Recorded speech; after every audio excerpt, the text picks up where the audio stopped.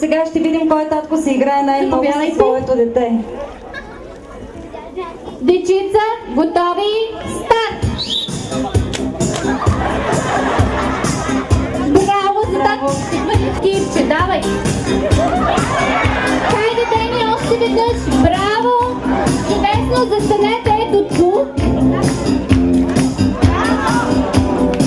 Достатъчно! Елате татковците с дечицата ето тук! А сега другите татковци и техните деца да заемат местата.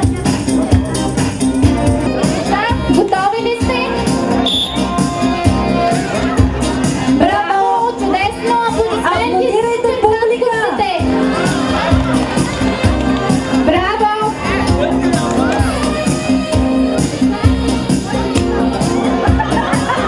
Браво! Достатъчно! Застанете при тях! Браво! Страхотни бяхте! Браво на татковците! И така, победител в тази игра е... Според мен са победители всички татковци, които успяват и да намерят време да си поиграят със своите деца. Затова целодневна детска градина Баба Тонка им дава титлата баща мечта. Нека да поканя госпожа Спирова, директор на ЦДГ Баба Тонка, да връчи медалите.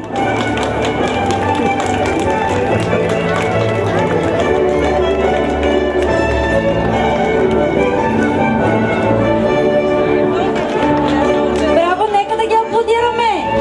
Най-смелите татковци! Разбира се, и всички останали!